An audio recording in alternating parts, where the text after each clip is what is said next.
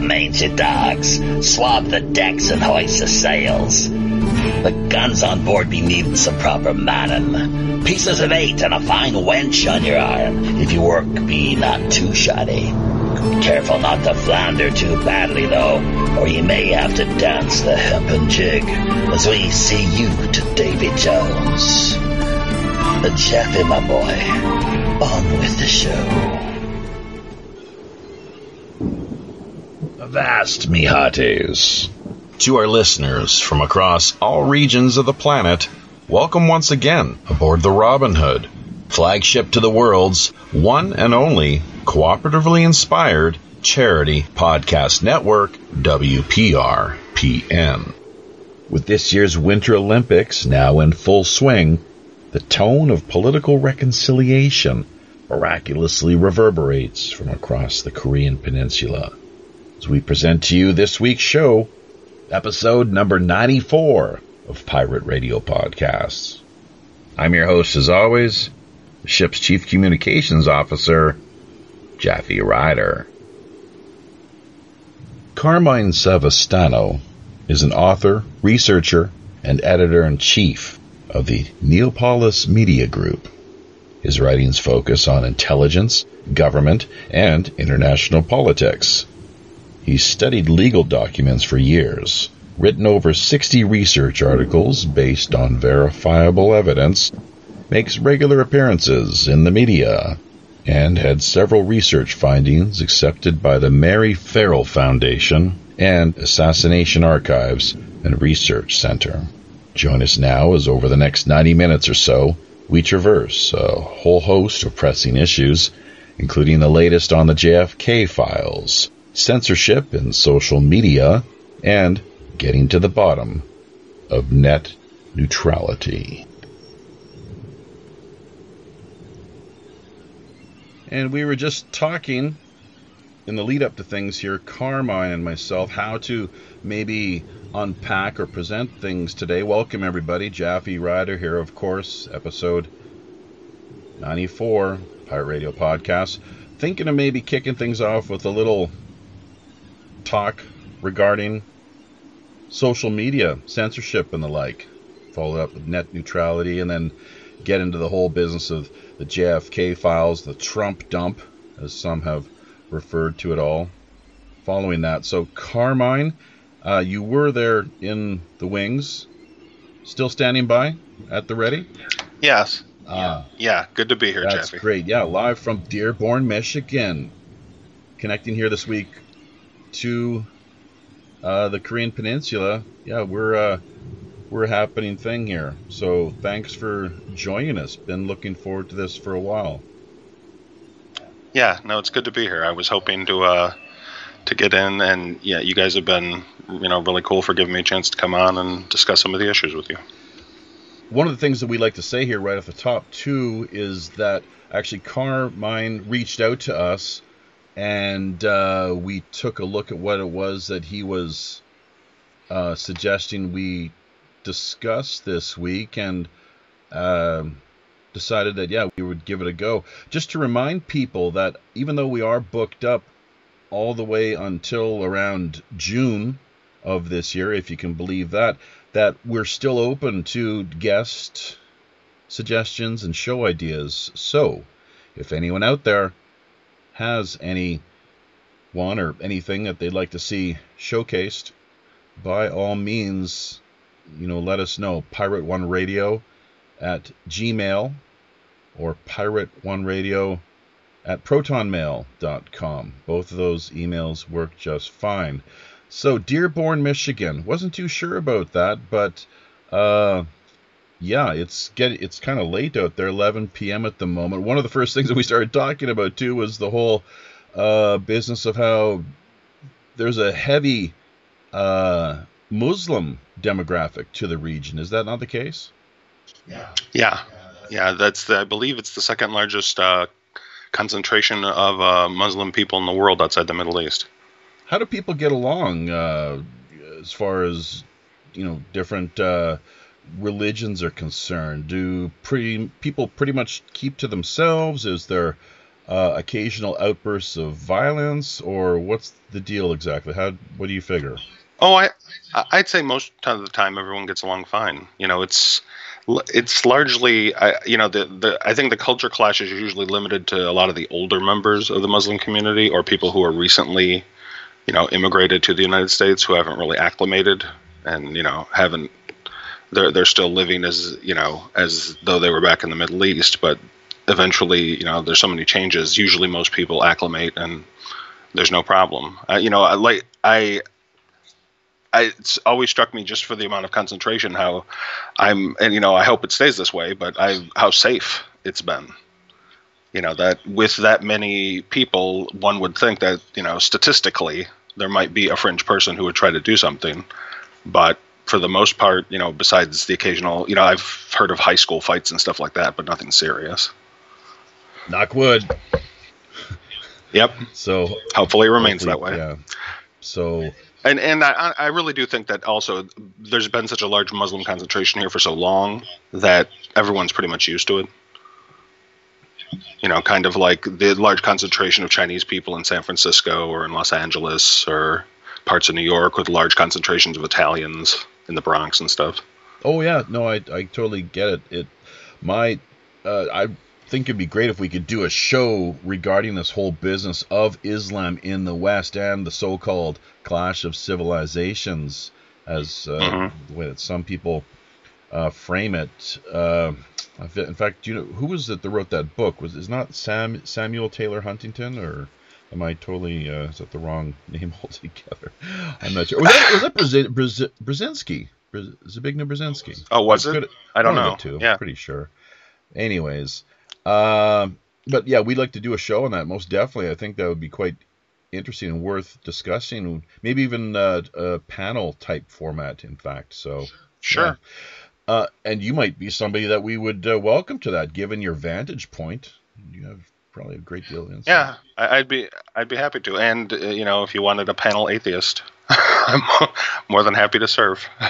Sure. It's pretty much anything goes here down in Skullport Harbor. That's where you currently happen to find yourself. Now, speaking of which, there was a little note that we sent you just an hour or two before the show regarding a potential pirate story. Rather than just sort of set that all to the side for now, because you wouldn't believe the number of times we've forgotten to do this, and it kind of gets under the captain's skin. According to our ship's articles, we are required and kind of expected to have our guest present a little something as far as pirate stories, anecdotes, and the like are concerned. You could even do like a little a riddle or a sea shanty, perhaps, if you're too much of a...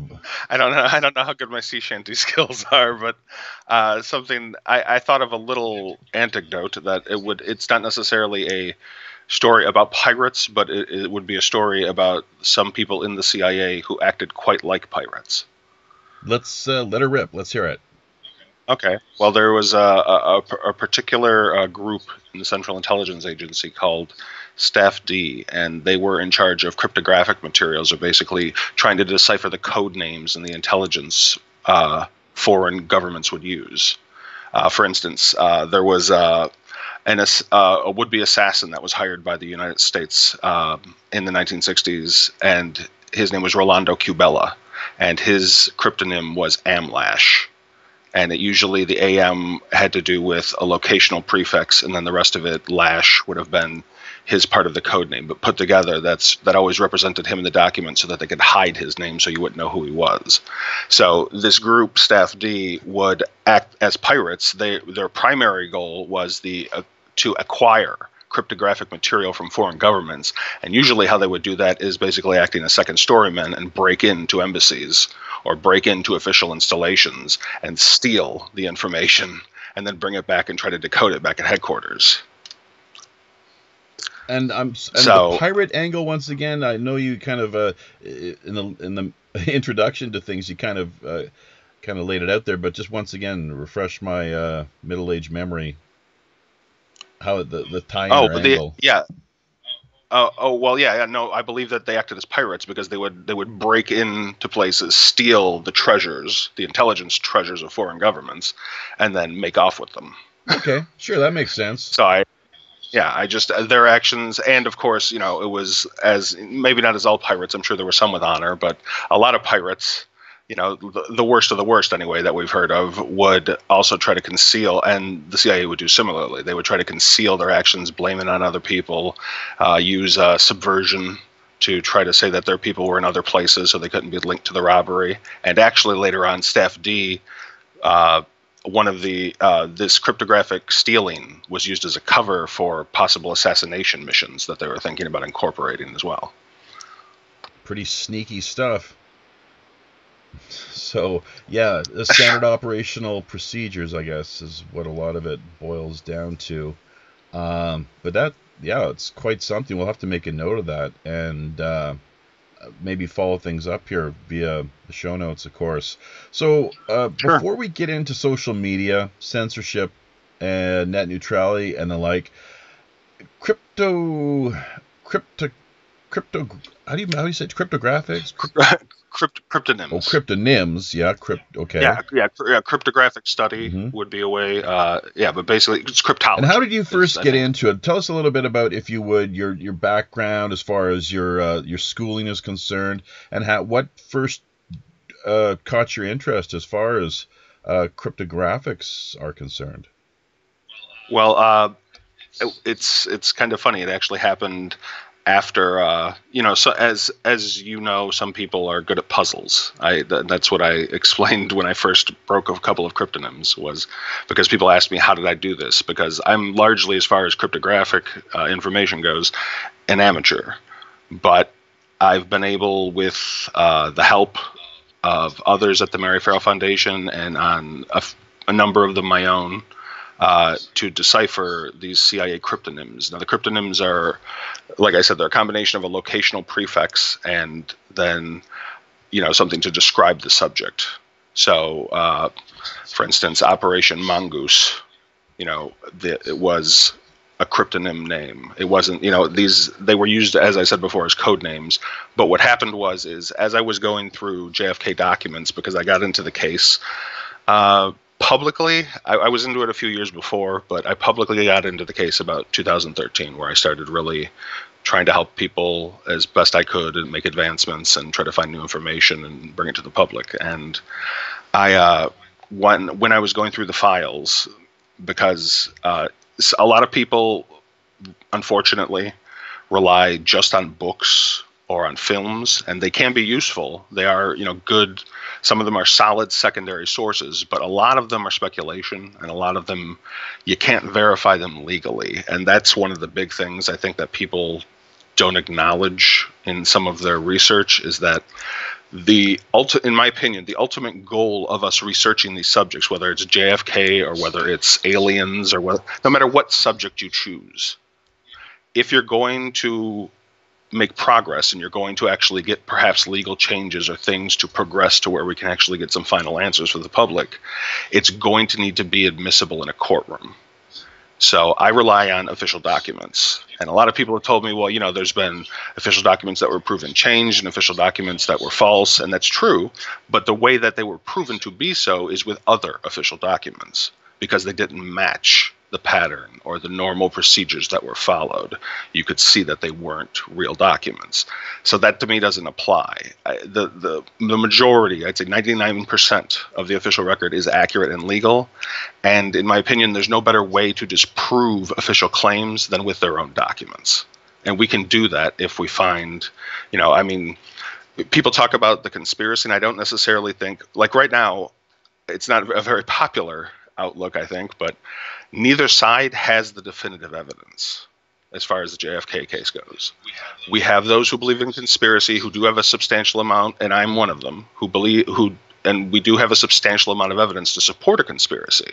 And we can prove that there were cover-ups, verifiable ones, where they lied repeatedly. We can see where they lied, where they even lied to each other internally. So that's not the problem. Conspiracy happened. Multiple conspiracies happened. It's the assassination conspiracy that we don't have definitive evidence for yet. And the other side, similarly, doesn't either. The Warren Commission, we know from, looking at some of its files, Alan Dulles, who was on the Warren Commission, lied to the other members, didn't tell them that he approved the Castro plots in 1960, so that there were ongoing assassination plots before, during, and after JFK's murder. So every investigation has been compromised since. They've never been acting with the full knowledge of what was going on. So they're guessing, and that's fine. But people who support the official case need to realize they're just supporting a guess. The best guess of officials, not the truth.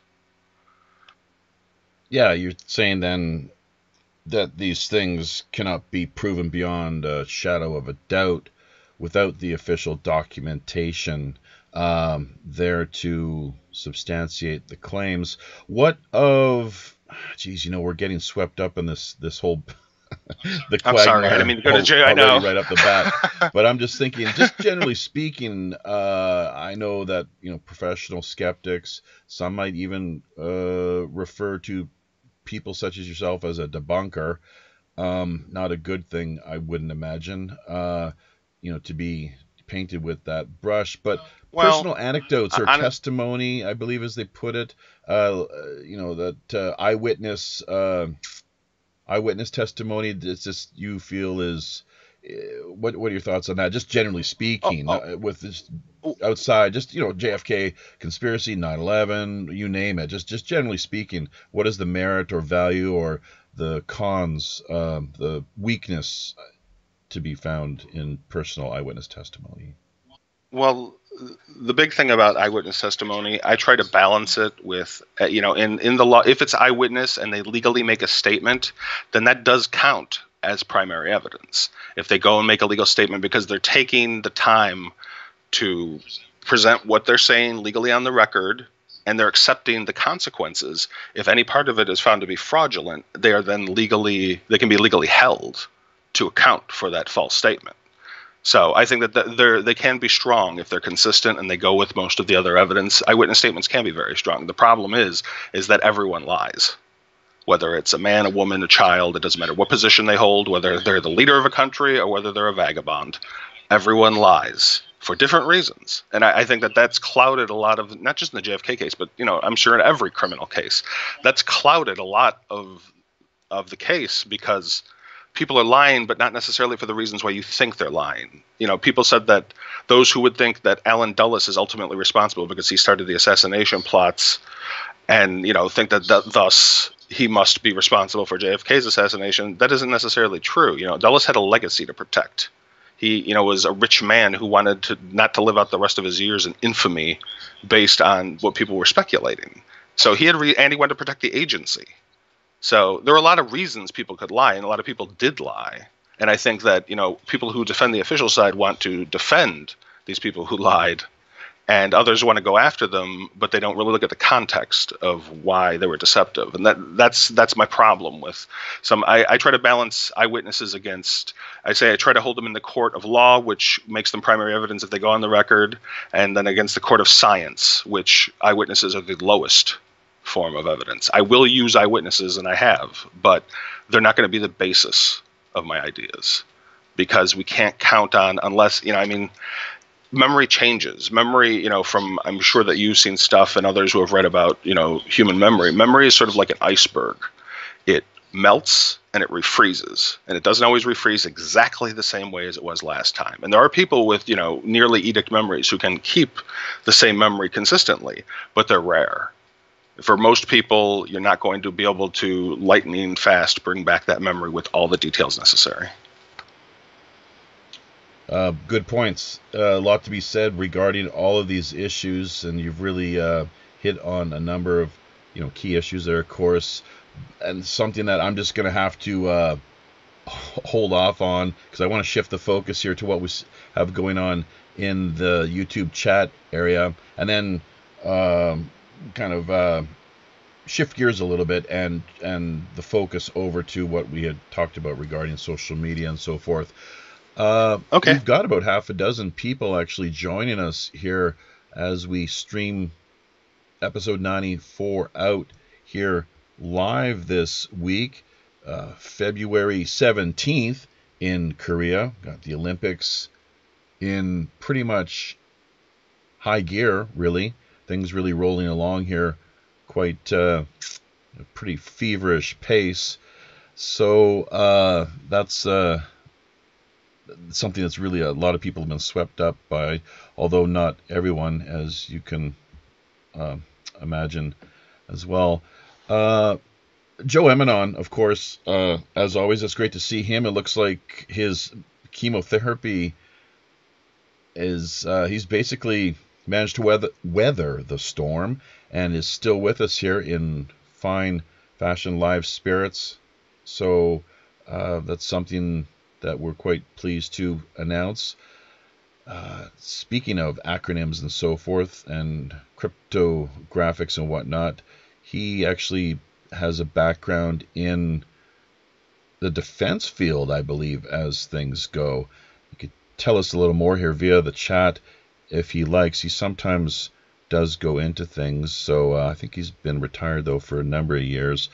But let's just kind of, and just to remind people, if you do want to log into YouTube and share some of your thoughts or comments, maybe you've got some questions for Carmine, by all means, there's a possibility you can call in via Skype as well, too, if you like. That's always an option.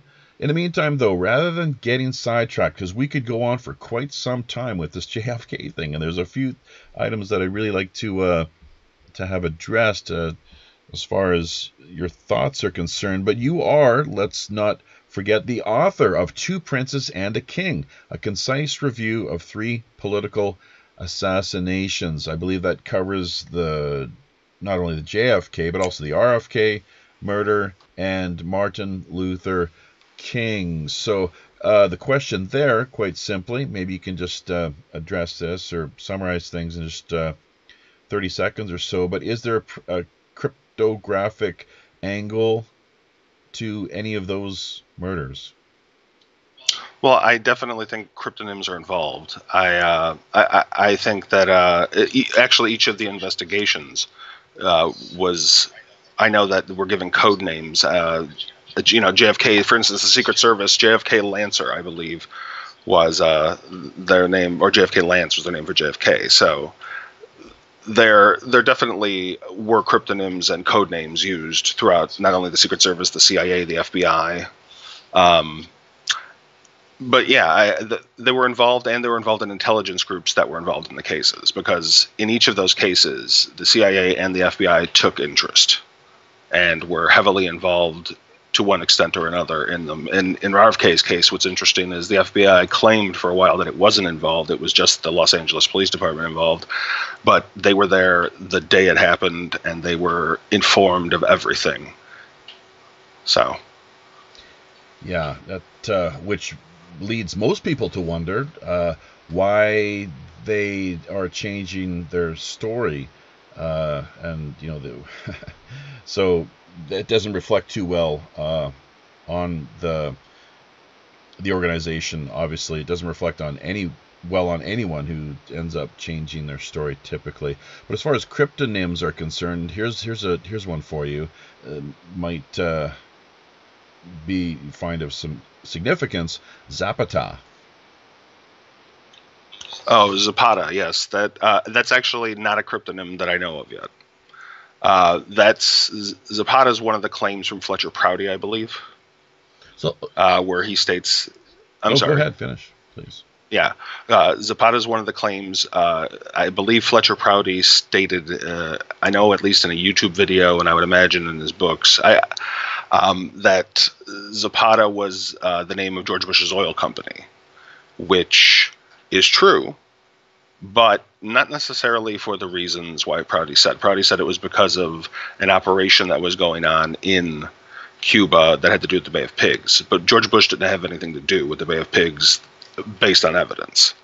Now, based on Prouty's claims, he did, but Zapata was actually an area in Cuba, and Bush had named, actually Rob Clark did a show talking about it called Beat the Bushies, where he named his company after a movie they saw that was named, where the word Zapata appears in it, with his friends, rather than anything to do with that. And Zapata is actually a landmass in Cuba that was famous long before Bush or anybody else used it.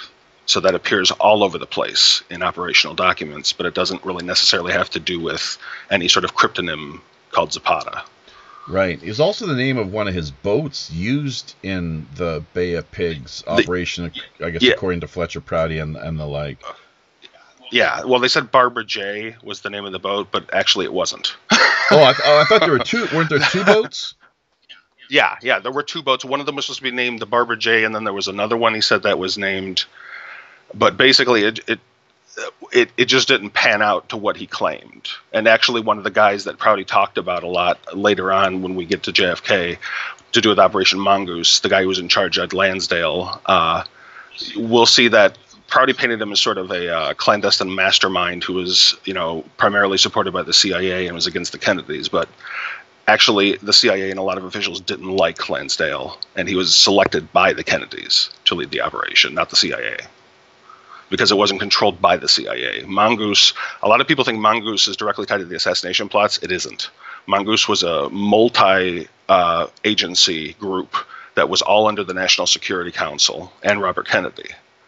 So these things weren't designed the way that they've been portrayed by people in the past, is what I would say a lot of the new documents will show us later. And I'm sorry we keep going back to JFK, but I'm just trying to answer the question as best I can. No, that's fine. That's exactly why it was why I asked you the question. Don't worry about it. So let's focus now a little bit, if we could, shifting gears somewhat. Okay. Social media and censorship. I know we talked about that just in putting the show together, how you would be comfortable in commenting. So what are your thoughts then? Have you yourself been the target of any censorship, or what do you, even on top of that, see happening in social media across platforms such as Twitter, YouTube, Facebook, and the like, as far as censorship is concerned? Well, unfortunately, I recently was indirectly a target of censorship because a YouTube channel, which was around at least 10 years, probably more, he would know more about it than I would, by Chuck Ocelli, who does the Ocelli Effect that I've been on before, and he's a friend of mine, was terminated because of no explanation. They offered no explanation. They just said that he broke their policy, he violated their policies or standards, and he was either posting something too much or it was material that was unacceptable to their guidelines. And they just wiped out 10 years of his shows. And I mean, it must have been almost 1,000 shows, and I was on at least 60 or so of them. So that's how it affected me. But I feel bad for him because, and what kills me is that his show, like your show and a lot of shows out there, use credible information and they bring on reasonable people. And you're offering, tonight, you put out the links, and he did that too, where he'd offer the evidence so people could actually check it to see if the person knew what they were talking about and if it was accurate. And that sort of a channel gets wiped out. But you've seen YouTube. There are parts of YouTube that are horrendous, that are just filled with the most unbelievable dreck that a person could put together and slap into a 30-minute video. And, 1 million people have looked at it, and nobody says a thing. Yeah, it's pretty arbitrary, isn't it? And all done under the guise of community guidelines, typically, is all the only kind of vague, just really meaningless reference that they can come up with as far as justification for, as you say, just deleting or completely, deep sixing somebody's account. Did Chuck not have? He must have had some backups, some archives. I know we do. We have MP3s of pretty much every show that we try to, keep organized here in the event that something like that happens. Yeah, no, I think he does have backups. It's just I think he has backups of most of it. I don't know if he has backups of the oldest stuff, but it's just it's crazy because, to me anyway, I just think it's crazy because, like you said, it's just some sort of general. I actually looked up a YouTube help forum page, and this is, I think, the message that he got. And it says a lot of people are reporting that they're getting this message. Users are saying this account has been suspended due to multiple severe violations of YouTube's policy against spam, gaming, misleading content, or other terms of service violations. And that's it. Oh, yeah. You know what? And Facebook is pretty much the same kind of deal. I'm now on some kind of spam list where every time I try to just share something, anything, a link, quite often, maybe the occasional hashtag or whatever, with any kind of content on a friend's timeline or on a page, or I think even some groups that's happening. Well, I'm not sure about that, but it's just nuts, man. I get these pop-ups, these notifications that your comment on so-and-so's timeline or page or what have you has been, we're regarding that as spam. You're a spammer. It's like, what the hell are you talking about? It's like, I'm only making one comment, and that's spam? Like, what the hell is going on? So they're really doing all they can to put the squeeze on here as far as throttling things down and really restricting our reach, my personal reach, as well as our attempts here via our new fledgling network, WPRPN, to make any gains or inroads as far as wider exposure is concerned. It really has an impact. To me, it seems almost counterintuitive to think that if they remove fairly, channels that are doing well, it's not like, these were the worst channels who weren't bringing them any. I think he was actually making a little bit of money on some of the videos. So there was an incentive for them to keep them. But, were people, did they see the word assassination in a lot of his posts? Because we do cover a lot of political assassinations since, like Roman times all the way to current times, because that word was on everything. Is that spam? It's because it's such a vague and vacuous term that they're putting over all of this.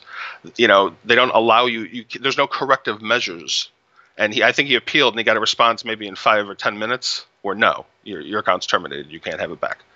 So judge, jury, and executioner, basically. And I noticed, I didn't, realize at the time that it was probably related to what you were saying about Facebook and what I've noticed on YouTube. But on my Google Plus account, when someone comments something, if they put something down, I guess that the system doesn't like or the algorithm doesn't like, it just marks them as spam. So that is probably happening to people who are just trying to comment or engage some way. And because they put something down that the algorithm doesn't like, they're a spammer. Yeah, that's probably a good part of it. And I think in addition, that my channel has been flagged, my account on Facebook, that is, and that I guess maybe people reporting for whatever reason. So it puts you in a special category. The thing about it is that it's just absurd to think, like, who determines what spam is? And I guess the algorithms do, but one post equals spam in Facebook's eyes.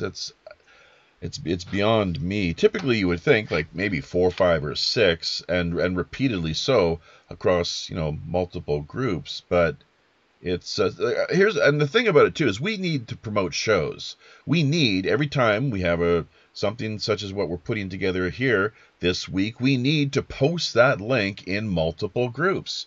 And what happens is anytime that I do that in, say, even sometimes I've logged on and in the morning posted a link in maybe 4 or 5 groups, and boom, you get a notification that your account has been temporarily, certain features or functions have been put on hold for about a week, is how things work. I'm not sure. Have you ever been in Facebook jail?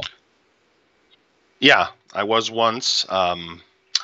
What was it? This was years ago. But basically, it's a long story, but there's this guy. This guy named Dave. And Dave, I admin some of the JFK Facebook groups, and Dave liked to come in using fake profiles and basically start fights with people that, because you can't hold them accountable using fake names. So I caught on to what he was doing and was able to actually throw him out 3 different times. And as a result of that, he went through and basically flagged every comment I had made in a bunch of different groups. And like with YouTube, Facebook summarily, they don't take away your account forever like YouTube, so I guess they're better in that way. But yeah, they'll summarily deactivate your ability to say or do anything just based on one person. That's why, I don't only have a problem with the censorship. I also have a problem with, it's not necessarily direct censorship, but it's passive censorship, where now they're trying to adjust everyone's feed to only see the things they want you to see from who they consider your friends and other local people, because they're trying to, I mean, it was fine as it was before. If people want to flag things, that's fine. But I fell into, the reason I got put in that jail is because he went through to all of my articles and flagged them as offensive and flagged them as, pornographic and a bunch of other things that they weren't. And then finally I sent appeal after appeal, and Facebook finally relented. And I said, listen, if you can show me one thing, I'll stop posting. And they couldn't. They just had a bunch of complaints from this person. So. Geez, you think that Facebook or whoever, whatever platform it is, would be intelligent enough that they would be able to understand that someone has an axe to grind, that there's a vendetta in place. So, speaking of which, have you heard of Minds.com? Minds.com? No. Well, there you have now. So okay. You might be interested in checking it out. It's censorship free. The hashtag system they have in place is pretty decent. Some little quirks to it, but it's open sourced, and the private messaging is encrypted, so it makes the bastards work a little harder. If they want to intrude on people's private conversations. Whereas with Facebook, of course, from what I understand, it's pretty much.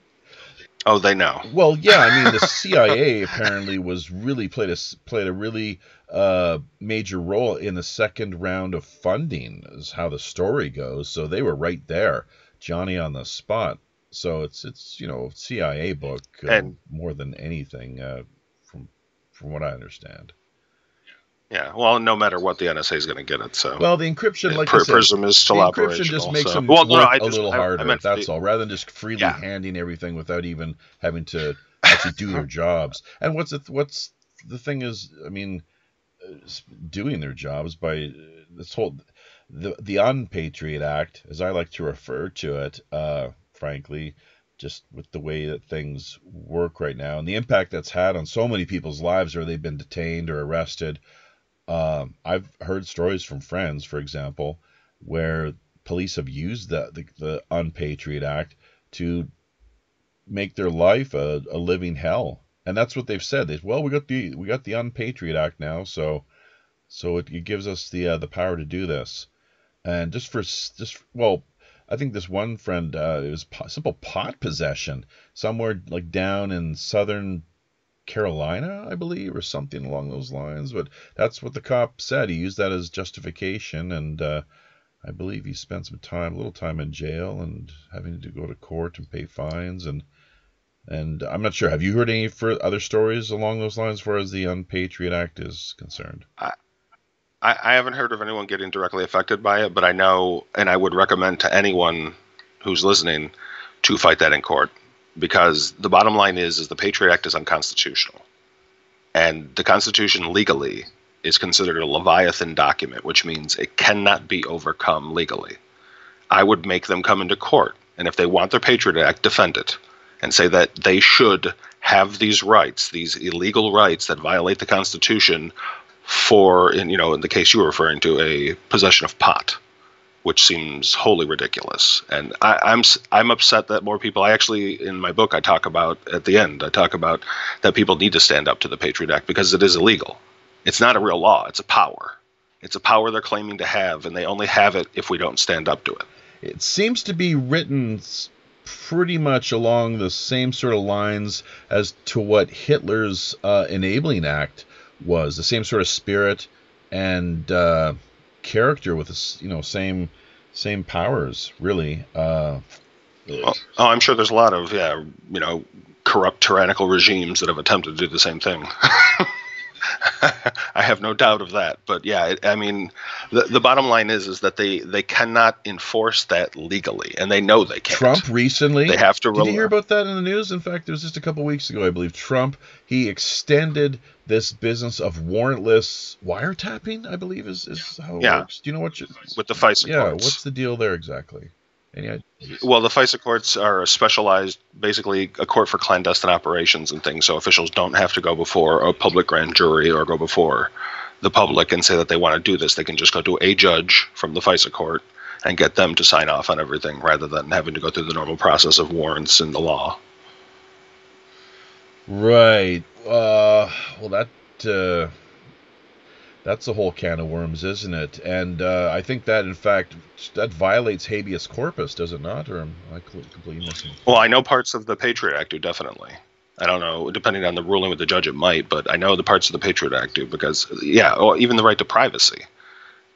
There's so many just basic constitutional protections that things in the Patriot Act supersede. And another thing that people don't really think about it, there is all the powers that they try to claim, which are a problem, but the cost, because it's basically been a blank check since 2001. The creation of Homeland Security, which was wholly unnecessary. They could have just expanded the FBI and the other existing agencies we already had. They didn't need to create another cabinet position and then, another layer of redundant officials to serve under that cabinet position.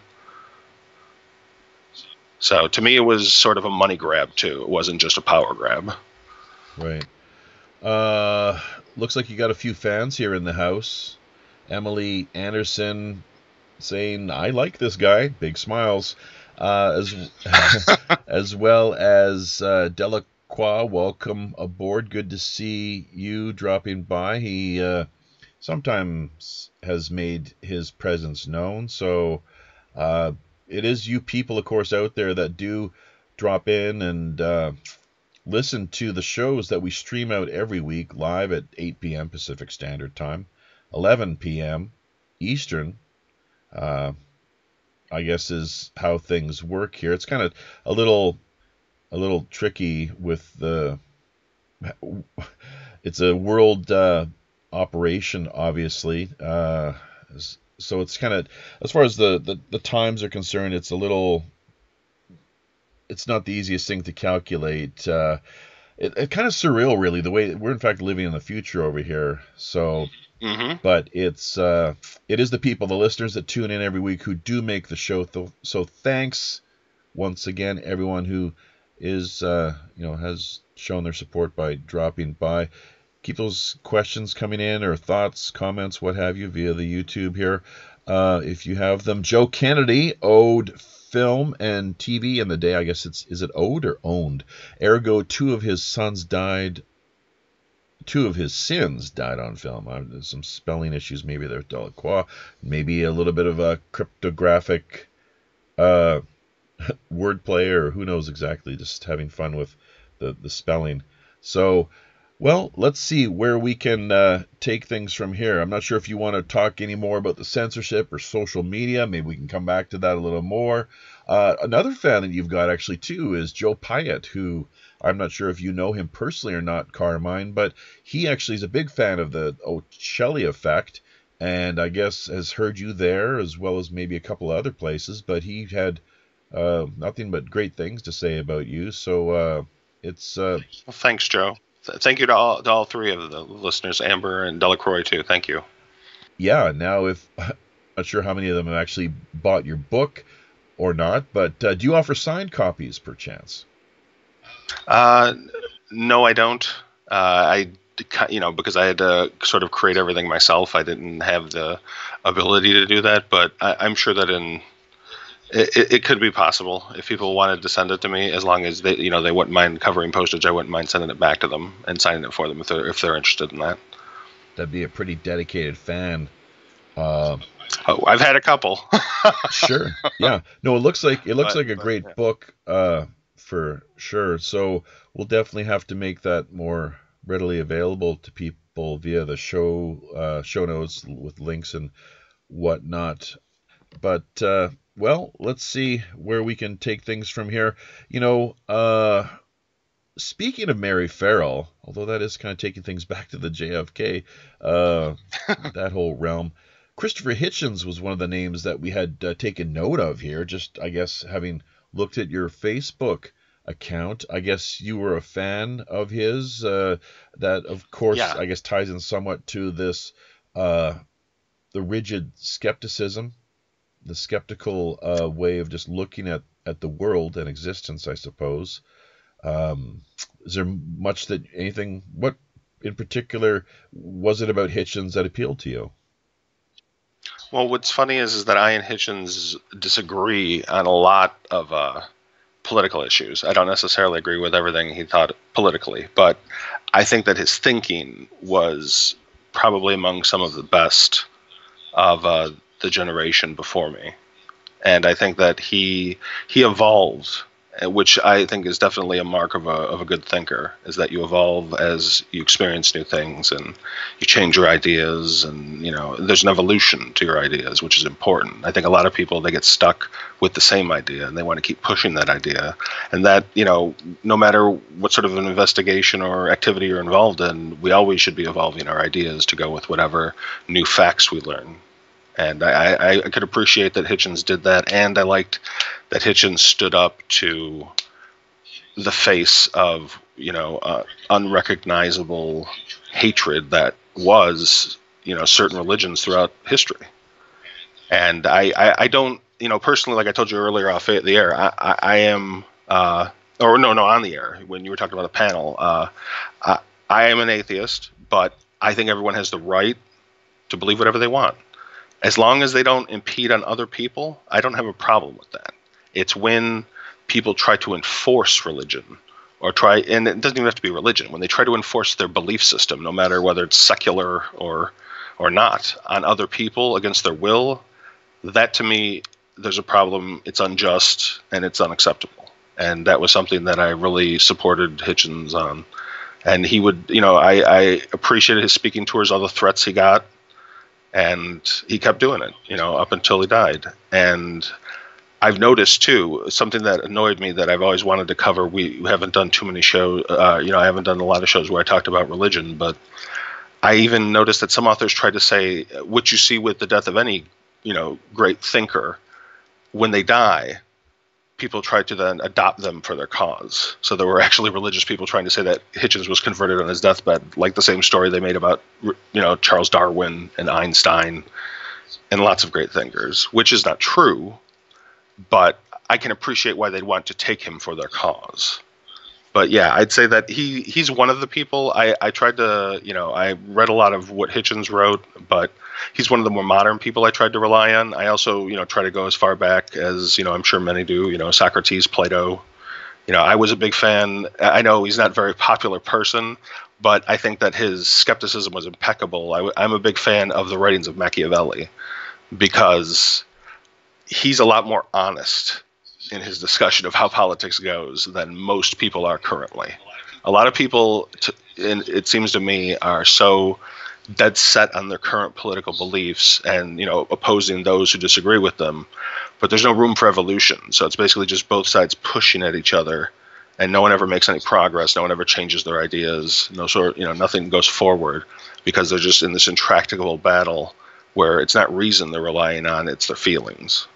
Machiavelli and the ends justifying the means. Are you a fan? Well, anything other than The Prince that you've read?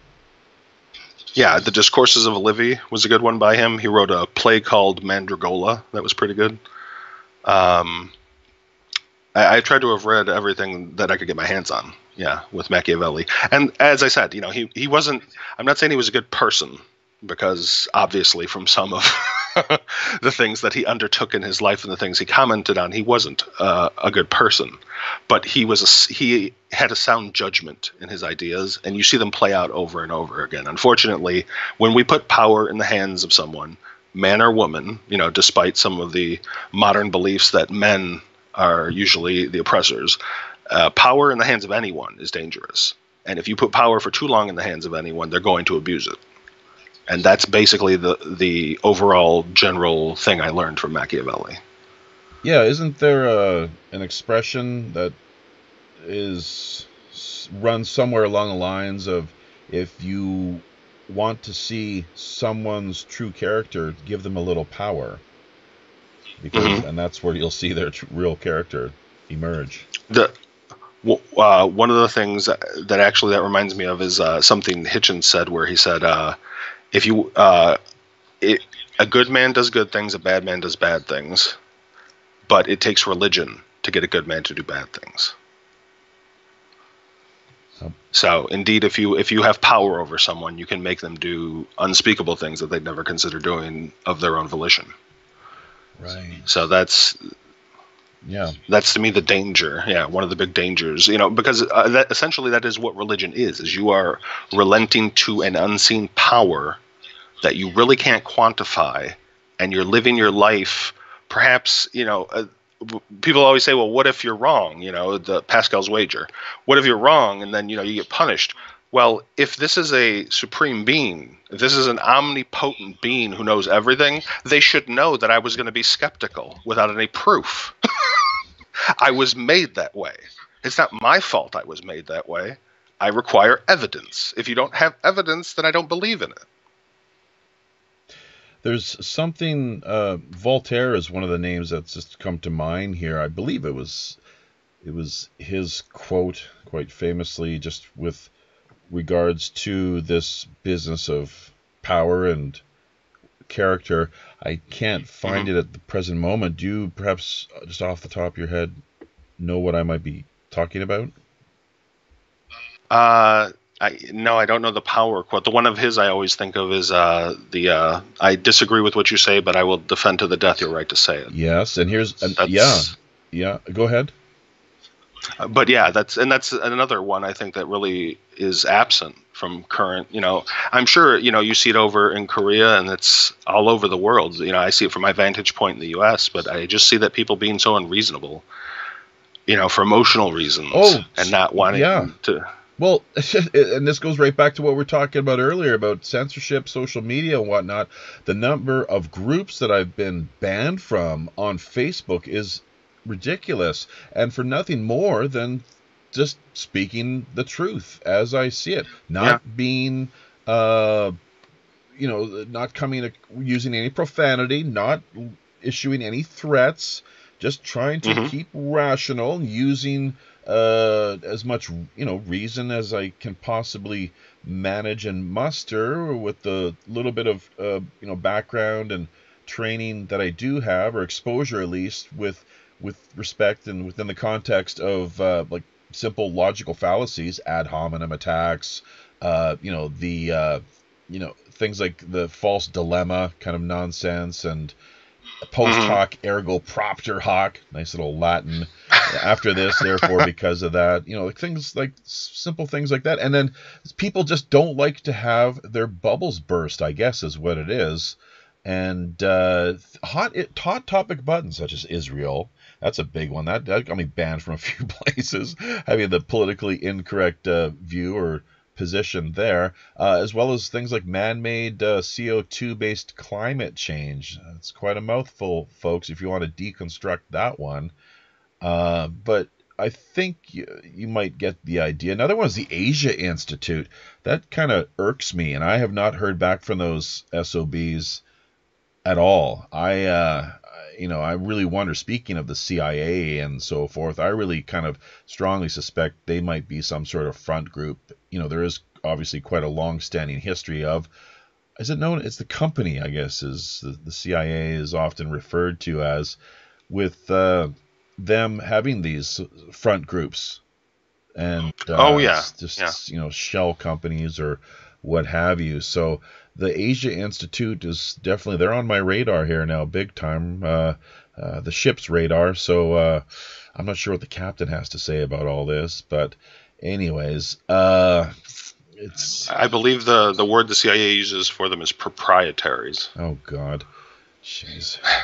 So But I mean, one that comes to mind is it was called the Wackenhut Corporation. Oh, geez. Well, military, the prison, the military-industrial complex, and the private prison industry. Really, the Bush crime syndicate, or some people, as they refer to it, Bush-Clinton crime syndicate. Those two seem to work together, and have done so for quite a few years, hand in glove.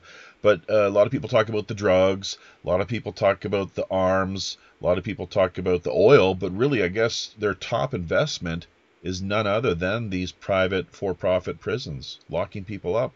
taking their liberty away and throwing them in jail for things like simple, once again, marijuana possession. Whack and hunt. Yeah, Whack and Hunt was just one of the many proprietaries that I've read over the years that they used. But yeah, that occurs. I mean, even one of the interesting things about the CIA, and to a lesser degree, some of the other alphabet agencies, as they're often referred to, is they operate largely with clandestine budgets, drawing their money from other departments of the government under cover of different activities. So that was actually one of the challenges that in the 1970s, when congressional committees were looking into the CIA, the Pike Committee, who was actually trying to find out their budget, couldn't get it, even from the regulators who were supposed to have gone over the budget and seen it. No one could locate the mysterious CIA budget and how the money was transferred and where it went. So effectively, they couldn't account for everything that they were spending. And as we know, various programs that have been exposed over the years that had to do with Vietnam and other areas where drug smuggling was going on and illegal activities were going on and assassinations were going on and money was changing hands, but there's no record of it. But you'd be surprised some of the things they do make records of, especially in the assassination arena. Such as, and before I forget, question, has the company ever been audited? In the sense of fully the Federal Reserve, same people talk about that. Where's the Federal Reserve audit? Ron Paul's been calling for it for quite a few years now. What of the CIA? Oh yeah, no, I highly doubt there's ever been an extensive, maybe an internal one, but I don't think it's made into any of the documents that are yet public. I've seen that. And it's huge numbers. I mean, I remember reading one document that had to do with in the early 60s, they created these autonomous groups because basically they realized after the Bay of Pigs and other failures that, they didn't want direct connections to the U.S. So they were funding these large exile groups in other countries operating outside of the U.S. so they couldn't be directly linked back to them. And just for one of these groups, they were funding, I believe it was to the tune of, It was in the tens of millions.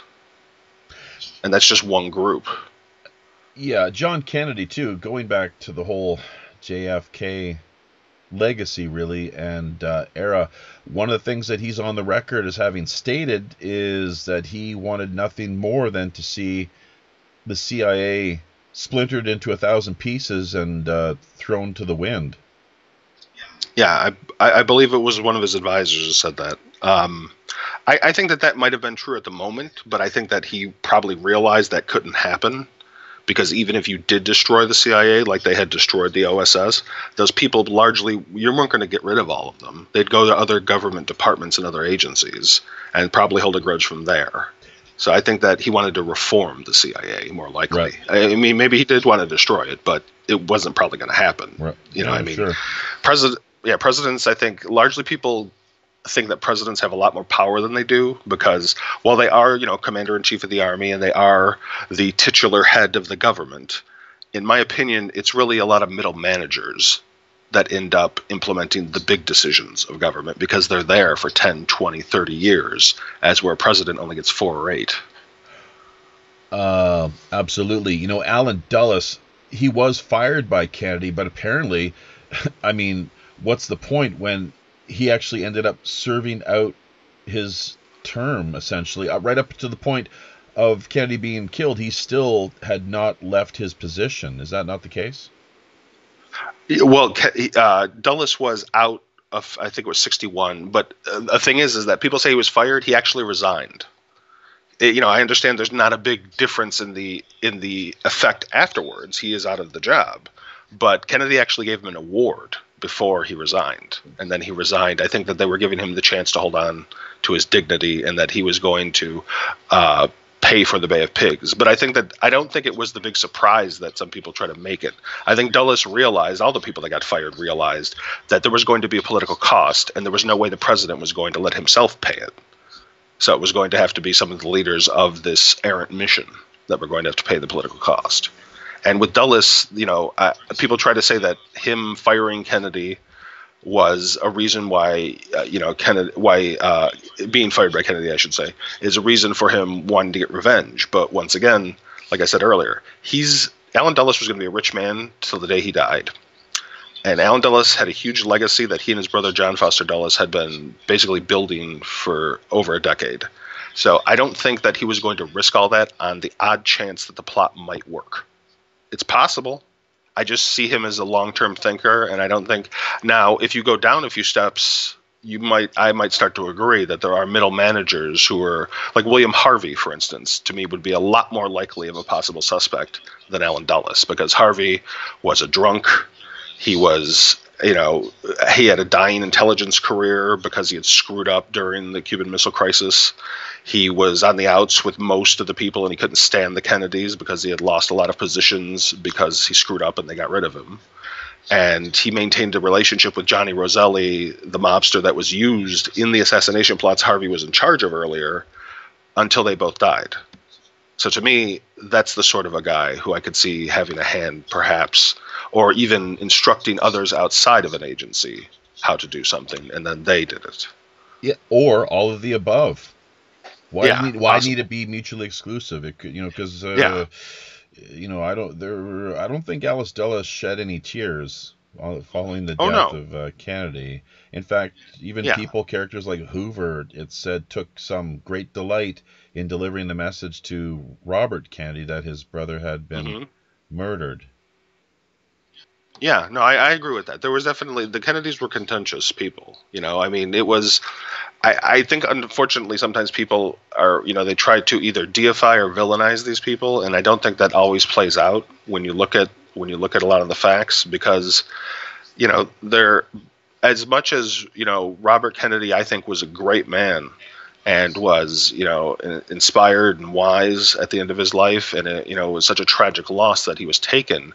In his early years, he was kind of ambitious, and he did make a lot of enemies for his brother because he was so young and inexperienced and, tried to assert his leadership. For instance, Hoover had created the FBI. Hoover had endowed it with all these powers and monies, over the decades as he built up the stature and the power of the FBI. Then JFK comes into office and appoints his younger brother to be in charge of Hoover. So I'm not saying that it justifies the tactics Hoover used. I'm just saying that it's a person. If you let this person who's had power for so long, allowed to do whatever he wanted largely, and then he is clamped down by a younger person, they're probably going to resent that. I think there were reasons for the resentments that don't necessarily lead them to wanting to assassinate JFK. And I just think that some people, unfortunately, take just that base, understanding of, okay, well, he was mad at him, so he'd want to kill him, which doesn't always play out, I don't think. The claim has been made. I'm not sure how exactly it'd be verified, but supposedly, what was it, something like 50 years, I guess, Hoover sat at the helm of the FBI. And there 5 decades. Yeah, and there was not a single individual supposedly who ever received a promotion who was not a Freemason. You had to be a Freemason in order to get a leg up, as it were, and have your career advanced. I definitely want to see the evidence on that, because I think that's probably improbable. It's something you'll have to research now if you're interested. I'll check. So.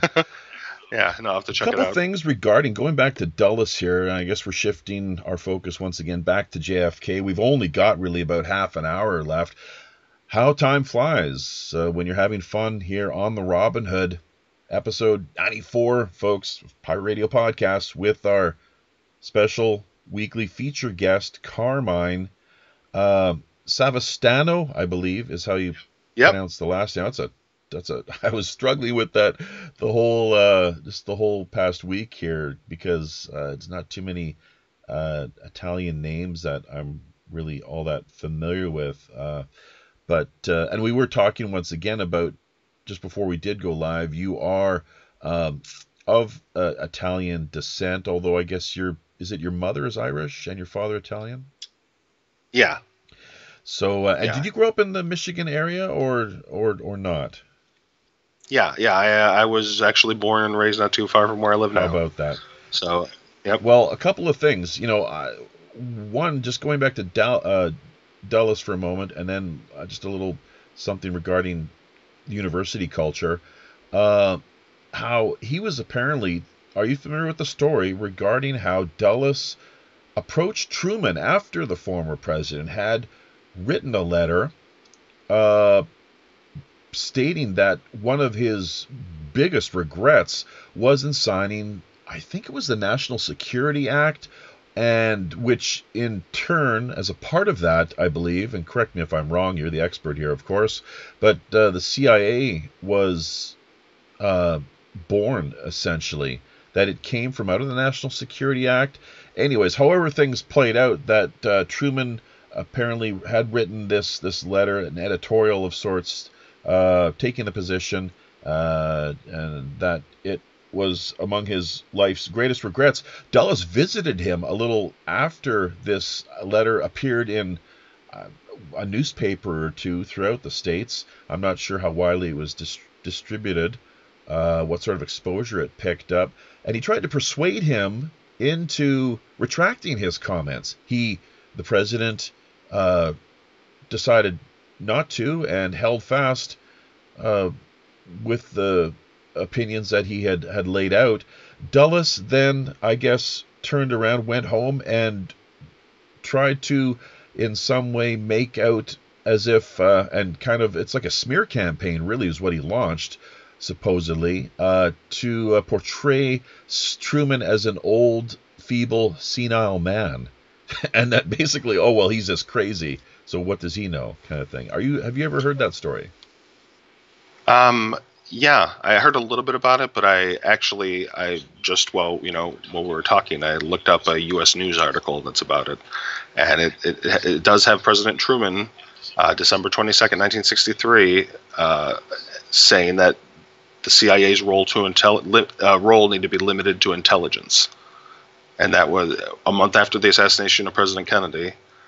10 years before the Church Committee, but Truman said that there is something about the way the CIA has been functioning that is casting a shadow over our historic position, and I feel that we need to correct it. I agree. I don't think it's just the CIA either. I think by now there's multiple agencies that probably should be reformed. There's some that most people haven't even heard of, from what I understand. Mm-hmm. Yeah, like the NSA. The NSA, I think it was up until the 80s, was known as no such agency, because most people didn't know it existed. Yeah, and it goes even further than that, apparently, too, with, just these shadow organizations. So, let's see now. The Devil's Chessboard, that was one of the things I wanted to ask you about here. I'm not too clear on the author's name. I do have the book around here somewhere. It's can be found in the ship's library. But, a couple more things that we were going to...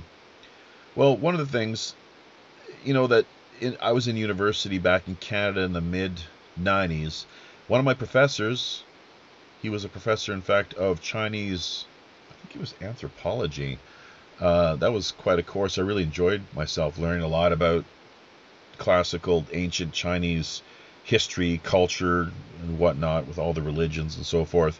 But one of the things that he actually made clear, presented to the class, was how he had in fact been a CIA agent of sorts. I don't even think, because he was more than an asset, an actual agent who lived in China for a number of years, and his daily routine was to keep watch on and basically follow what was being published in the newspapers, and then report back to the West, just providing maybe even any analysis or what have you.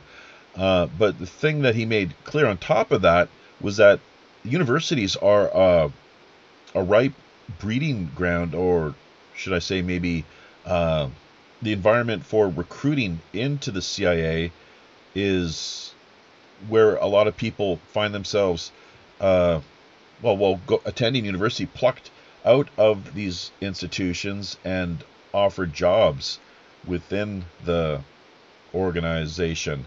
The company, I guess, once again, as it's known. And one of the reasons that they do this, and mostly who they focus on, are people such as yourself, who are able to research and basically collate data, put access files and information, and so on and so forth, if you follow what I'm getting at. Have you yourself ever been approached by anyone that you've known of in a formal sense? No, though when someone unfortunately, pardon me, in some of the caught you a little off guard with that one, or?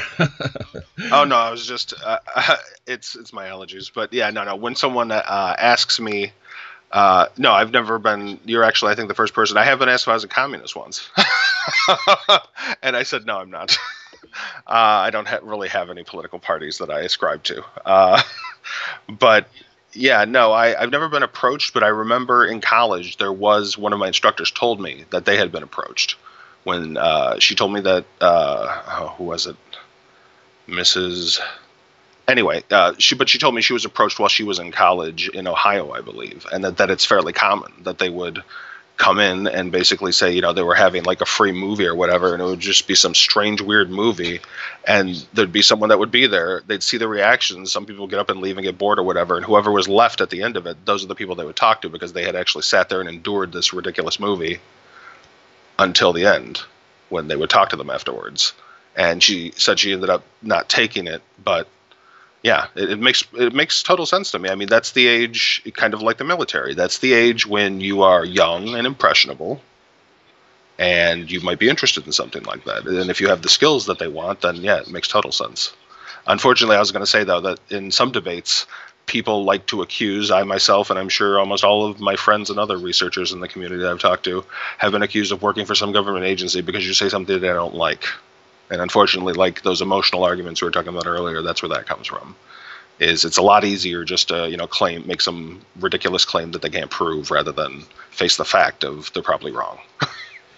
Indeed. Yale, I guess, is one of the prime recruiting grounds or institutions. A lot of people over the years have been plucked from out of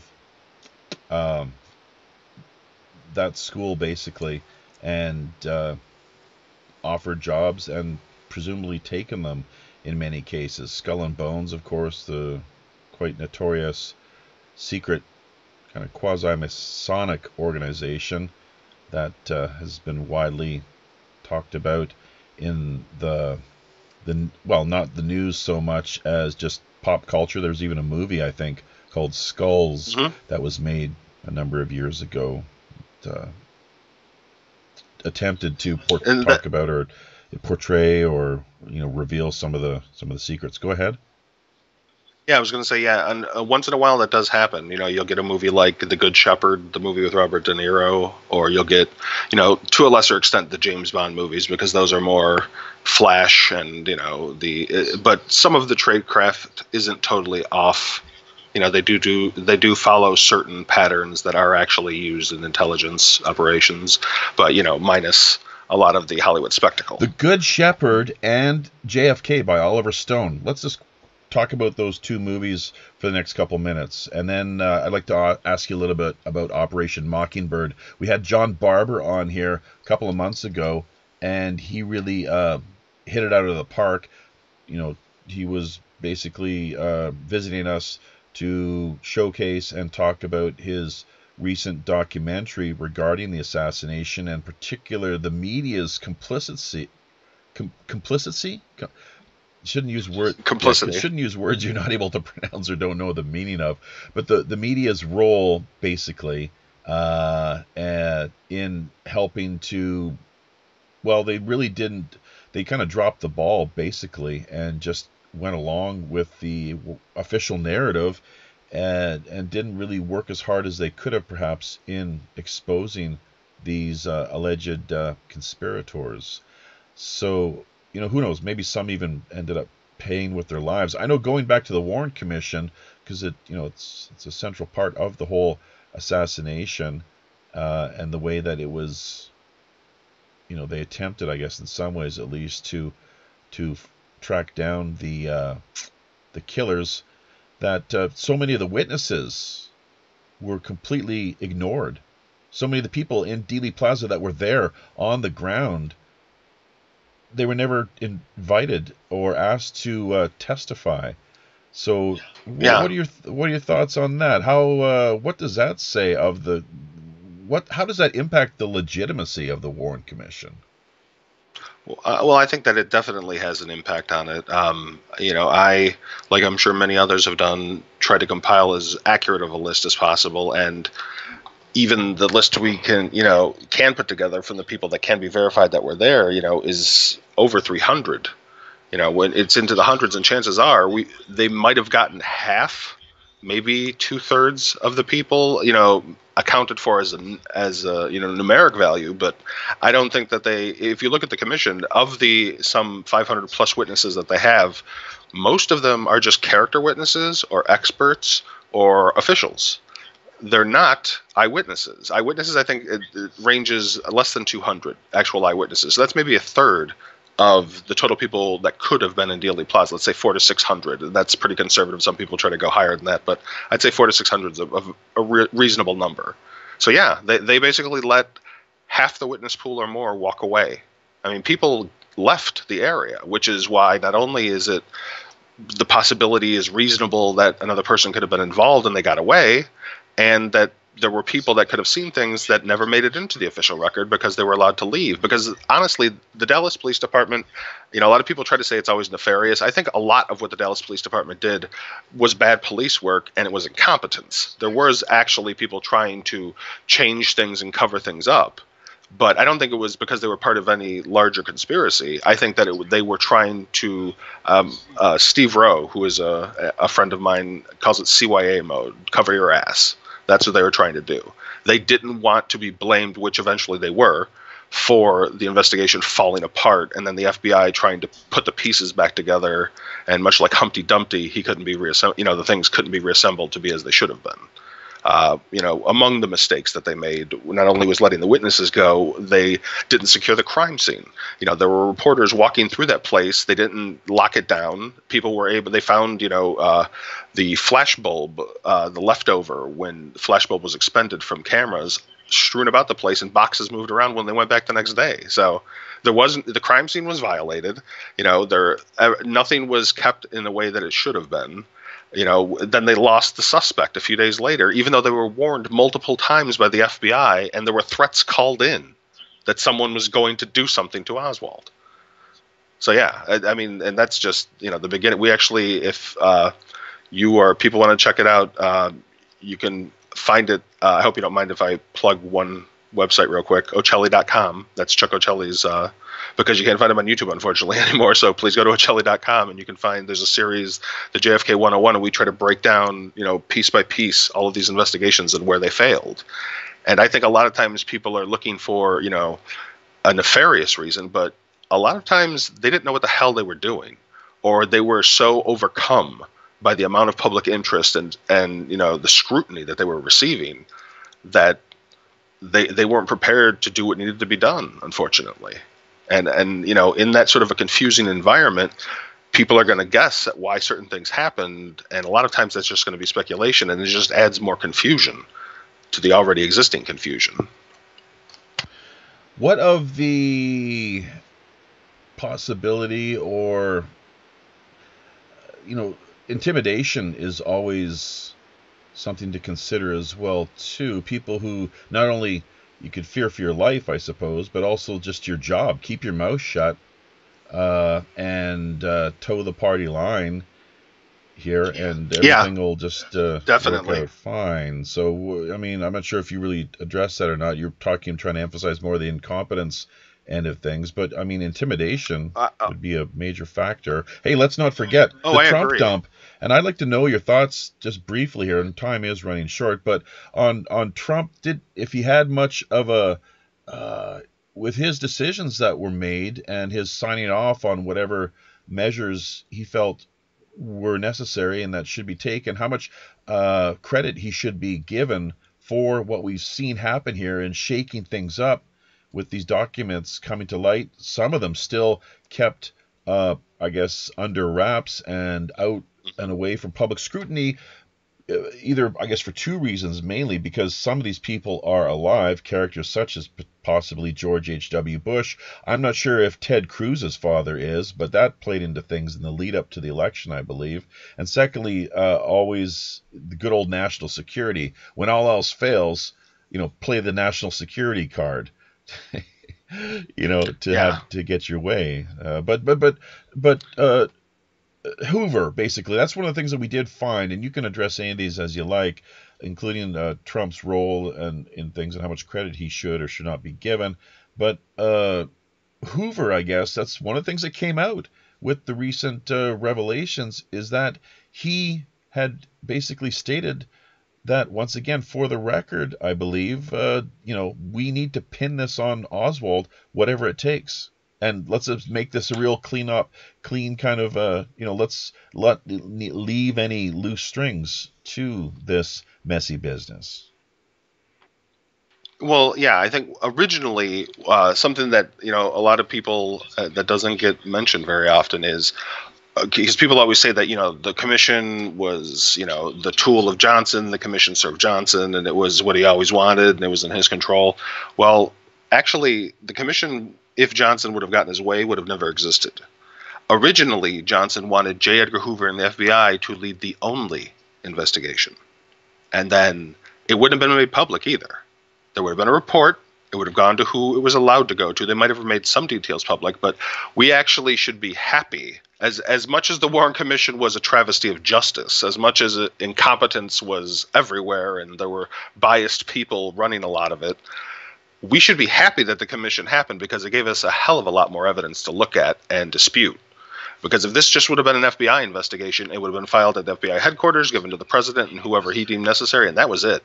We wouldn't know anything. It'd be kind of like the 9/11 commission report without the report. This is what happened. We've decided everything's okay. You guys go about your business. It was the original idea. The commission actually happened because Robert Kennedy and other people started leaking things to the press and using their influence to get this to be expanded to a more national body. So it wasn't, and at the same time, the state of Texas was trying to launch its own investigation. So there were multiple investigations launching all over the place, and people trying to claim jurisdiction, because one of the big problems was, at the time, the reason why the FBI shouldn't have been in the leadership role that it played throughout this and shouldn't have been the investigator for the commission is the FBI was acting outside of its jurisdiction basically throughout all the beginning of this, until Congress passed a special law that gave the commission jurisdiction over the matter, and then they relegated it to the FBI as their investigative arm. Alan Dulles, too, let's not forget, once again, correct me if I'm wrong, but did he not famously state that with respect to the investigation, he did not want America to be viewed within the eyes of the world as some banana republic, basically, I believe is the term or phrase that he used. Maybe that's why. I mean, he was appointed. Here's some people have talked about too how it was Judge Warren who headed things, but really it was Dulles who pulled the strings and really called the shots, kind of, from behind the scenes. He was a part of things, I believe, the commission, but he really was the decision maker and had the most influence in things. Influence, perhaps. I might agree with them on that he probably had the most influence to wield out of anybody. I don't necessarily think he was the mastermind or pulled the strings. He might have tried. In some instances, he did actually try, because he wanted to. I remember reading one of the executive reports where they talked about that Dulles wanted to get everything over to the CIA, and Commissioner Russell said, why? They'll just doctor anything you hand them. So that's another thing, is the commission was split. As much as Warren tried to enforce unanimity of everyone together, it wasn't that way really when you look into the background of the meetings they had privately. There were about, Russell, I'd say Russell, Sherman Cooper, and Boggs were usually always against what Dulles and Warren and the more conservative members wanted to do. So there was definitely things going on, but Warren demanded that it be unanimous in the public version to sort of, make it look like they all agreed, when they didn't. Afterwards, you even had LBJ and other people coming out saying that they think there was more to be investigated and that there was a conspiracy. Boggs later dying speaking of conspiracies or just coincidence, there is Boggs, for whatever reason, later dying in a plane crash along with, I believe is an Alaskan senator. Would that be like in the mid-70s? And there was the plane and wreckage, the body's never been found. Who was he's a scientist of sorts, Begich, I believe is the name. There we go. who his father went down with Boggs. Do you know who was said to have driven Boggs to the airport that day to catch his plane to flight to Alaska? No. I know about the story, but yeah, no, I've never really looked into it Bill much. Clinton, William Jefferson Clinton. That's interesting. Have you seen? You'll have to send that to me. I'll have to have a look at it. A lot of people have talked about that, so I guess hashtag fact check, right? As always. So yep, indeed. There's regarding the Warren Commission. Oh, I know what I was going to say. Not really taking any notes here, just trying to keep everything, straightened away, just as we carry along here. But the House Select Committee on Assassinations was it 1977? They did find, I believe, the conclusion was that there was reason to think there was a conspiracy. Correct? Yes, that was their conclusion. Now, the argument you're going to hear about that with people is those who support that it wasn't a conspiracy bring up that a lot of the acoustical findings were dismissed because of later science that occurred to where it showed that there were problems with that. And then they say because the acoustics were dismissed, it's not a conspiracy. And then on the other side, you'll have people who say, well, it doesn't matter what these new things are saying. The original findings are the most important, so it was a conspiracy, and these prove it was a conspiracy. Now, the reality of the situation is it doesn't prove either. Just because the acoustics got thrown out doesn't rescind the rest of the case. It doesn't, one of the things I was going to go into, hopefully if you want to have me back, we can go into it deeper. But one of the things I found in the new documents was that Patricia Johnson McMillan, who was an author who painted Oswald as an angry young man and spent time, lived with Morena to get as much information as she could before she put out her book later, Morena and Lee. I actually found a document that verifies that she was a contact and a source of the CIA. And that was suggested for years by people, but no one had ever come across that piece of evidence that shows it. And I was, happy and lucky enough to come across it when I was doing some of my research into the new files. So basically what that adds to the Oswald picture is that we have Oswald now going in his alleged defection to Russia in 1959. He, on Halloween Day, shows up at the U.S. Embassy and puts on a costume, I would say, of being a Marxist, and goes into the embassy and just happens to interact with the second secretary, who is Richard Schneider. Schneider is a CIA employee under State Department cover. Someone then suggests to a local journalist who is staying at a local hotel, just by chance the same hotel Oswald's staying in, who is a contact, Patricia Johnson McMillan, is who the person the council hands Oswald off to, so that she can do an expose on him. Now, I suppose someone could say that's all a coincidence, but apparently how many CIA-connected people does he have to be handed off to until we can say that there's probably a chance he might be involved in an intelligence operation, witting or unwitting? Because, that, of course, isn't the end. The CIA followed his mail for years in the HT Lingual program. He was, followed by FBI agents all over the United States when he returned. Just that he was able to come back, to me, is one of the most telling things about a likely connection of some sort, whether he knew or not, to an intelligence group. Because how many people could defect, go to Russia, get all of the treatment that he got in Russia, have a child in Russia, and then during one of the heightened parts of the Cold War, take his Soviet bride and his new child and come back to the United States on a State Department loan, when he had threatened to basically breach national security by revealing all of his secrets in 59. And, that's another thing. In 59, when he went to the embassy and he turned over his passport to Schneider and says, I want to give up my citizenship, Schneider didn't process his request. He just put his passport in his desk and said, come back after the weekend after you think about it a little bit and let me know. And Oswald doesn't come back for almost 2 years, and it still sits in Snyder's desk, and Snyder just hands it back to him. I mean, it's also ridiculous. No, that's that a could great occur. point, and something that people obviously need to, as you've done, think about, because it's not just everybody that gets that sort of, treatment, kid glove treatment, basically real smooth back and forth across borders, especially, as you say, during the height of the Cold War.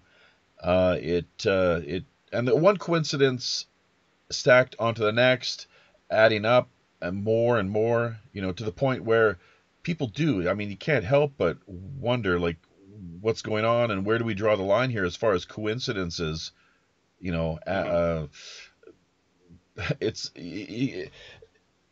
it makes you more inclined, I guess, to be thinking along the lines of, yeah, there being a conspiracy, whatever you happen to be looking at, whether it's JFK, September 11th, Princess Diana, you name it. So, okay, we're winding things down here, though, too. So let's, before we call it a night, just hit on a couple other quick points here.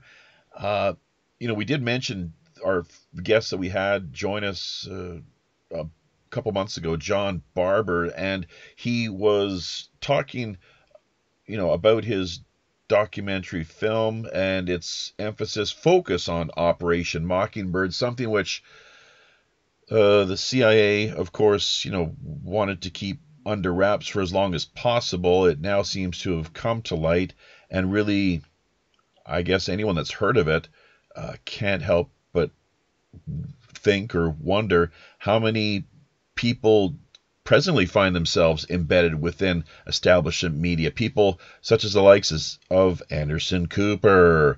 He has quite a backstory. I guess heir to the Vanderbilt fortune as well, too, as things would have it. But yeah, quite a few, quite replete. It's systemic and quite institutional as far as,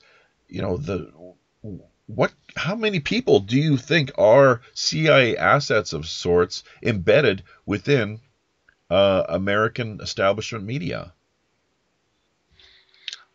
Well, I would not dismiss. I think that I don't think it would be reasonable to say there's none. I don't think that there's tens of thousands, but if, I were to venture a guess, I'd say between hundreds and thousands, maybe low thousands or high hundreds, because you got to figure how many there are, how many dozens of various media corporations, and then how many dozens of, smaller media groups until you get all the way down to, 1-2 people operations. And the agency has an interest in being able to affect it's propaganda. Every nation, whether people want to admit it or not, is engaging in some sort of propaganda, state institutionalized propaganda. In a place like North Korea, it's going to be fairly high. It's going to be, maybe 80-90% of the media is state run. And places like Russia, places that are more overtly influential in wielding their power, to influence the media. But I would say, yeah, for the CIA, and you got to think it's worldwide, because they're not just going to have propaganda assets in the U.S., they're going to have propaganda assets overseas as well, and that's always been part of the intelligence game. Big time. And you say, you mentioned North Korea. Well, South Korea, I would say, is really not that different, frankly. The way that they have these so-called chaebols here, which are these corporate conglomerates, it's textbook fascism, folks, is what we're living under on a world scale, frankly. That's all fascism is corporatism. And, we find that quite heavily, it's really, corporatism it's clear across the board, of course, with all these multilateral international agreements and things like, thank God he canceled it the first day of office. That was quite a symbolic, if anything, just purely for that reason, gesture. The President Trump nullifying the TPP. I guess now, there are certain powers in various countries that are trying to see that have that agreement basically put back into place or brought back to life in some fashion. So, yeah, South Korea, not much different. And once again, the CIA, their mandate is an overseas foreign one. So you can believe that they are quite active in nations such as where I presently find myself, along with any other Asian country, too. There's the Five Eyes was one of the things I was going to ask you about, just briefly, what you can say, or if you can perhaps comment on what essentially the Five Eyes is, but let me just say Operation Mockingbird, what we got here is, and it's interesting how Wikipedia lays this out, was an alleged, I wonder if they got this article locked, I wouldn't doubt it, was an alleged, my God, give me a break, large-scale program of the United States Central Intelligence Agency that began in the early 1950s and attempted to manipulate news media for propaganda purposes. It funded student and cultural organizations and magazines as front organizations. There we go. People can look into that a little more as they so choose. But just in brief, the Five Eyes system? Yeah. Well, Five Eyes, I believe what you're referring to is the this isn't confirmed, of course, but I always have wondered if Five Eyes is basically the child of KAZAB. And KAZAB was a group that was started in the 60s because Hoover was actually a very negative effect, not only on some of American history, but he was a negative effect on the intelligence community as well, because Hoover and the CIA had been playing a game of cat and mouse for decades. Because before the CIA actually took away power from Hoover when it was created, which is why he didn't like the CIA, and the CIA felt mutually. Because at one point, when just the FBI existed, they controlled not only domestic intelligence, but foreign as well. So there were FBI bases all over the world that got shut down and transferred over to the CIA when it was created and took over foreign intelligence. So KAZAB was a group that was created by James Angleton with one of the assistant directors of the FBI and other foreign intelligence groups to share information without telling their leadership, who would often not want them to share that information with other groups so it wouldn't be compromised. And it was, I believe KAZAB stood for C for Canada, A for America, Z for New Zealand, A for Australia, and B for Britain, which is what I think Five Eyes is. That's what I just pulled that up here actually via the DuckDuckGo. I just don't think they've ever admitted it used to be KAZAB, but I think that's where it started, was with KAZAB back in the 60s. I wonder where Mossad and the KGB would figure into the picture. I guess it's all done on a kind of probably quid pro quo basis, I'd imagine. Yeah. It's like, well, what did... Well, and they've gotten burned, as we know. I mean, if anybody wants to check out, people... of course, check out the evidence. You can go to the Mary Ferrell Foundation or the National Archives online to see that. But there's also an interesting film, and I don't usually recommend films because I'm more for the evidence, but there's a film from a John le Carre book called Tinker Tailor Soldier Spy. It's a pretty good, there's a new version, but I prefer the old version with, why can't I think of his name? He played Obi-Wan Kenobi. Sir Alec Guinness. Yes, Alec Guinness plays the lead in that, and he does a really great job of a very, very well-mannered, quiet spy. So it's a pretty good movie if you get a chance. Mary Ferrell, who was she exactly? Mary Ferrell was one of the original big names in research when the JFK case. She took interest in the JFK, RFK, MLK, and other assassinations. And she was... we're so lucky to be around in this time of, digital advancement where we can access a lot of things that would have required a lot more legwork back in the day. And when Mary Ferrell was around, she actually built an addition onto her house because she ran out of room to put files.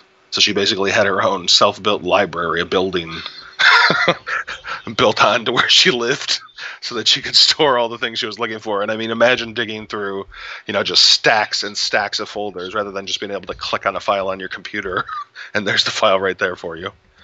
So she was one of the original big names in research. And the foundation, the Mary Ferrell Foundation, was started by Rex Bradford and others to basically honor her work and continue her work. And they've put up millions of pages. I think personally, the National Archives, I'm sure when you go to the actual archives proper in Washington, you can get some stuff that you can't get online. But as far as online, I would say the Mary Ferrell Foundation not only competes with the National Archives, it exceeds them. Because in the National Archives and in a lot of official places, I've noticed, much to my chagrin, that they use transcripts. They type out what supposedly is on the paper rather than the actual document, so you can see it for yourself untouched, and you can see any of the flaws and problems within it. And to me, that's a lot more useful rather than a transcript, because the transcript you have to take someone's word for. If they give you the actual document, like the Mary Ferrell Foundation is, you have it in your hand, you know exactly what it says. I'm not sure. Are you talking about the recent Trump dump? No, with the recent Trump dump, they actually have the documents up there. Well, but hang on. Whoa, not so fast, because what they've got, especially, it's quite telling too. When it comes to Oswald's alleged role or affiliation activities in connection to the CIA, that who was it? Richard Helms was being questioned, and right at the moment after the question is delivered, the page ends, and that's all you get to see. Well, one of the things about that, though, is that his actual full testimony was available in the 90s. So that was just stuff that's already been put out before. What does he say then? What was his response? I can go to the Mary Ferrell Foundation. Hang on. Okay. See if I can find the testimony. Right. While you're doing that, and as we wind things down here, there was, just in closing, is something, because I know where you stand on, how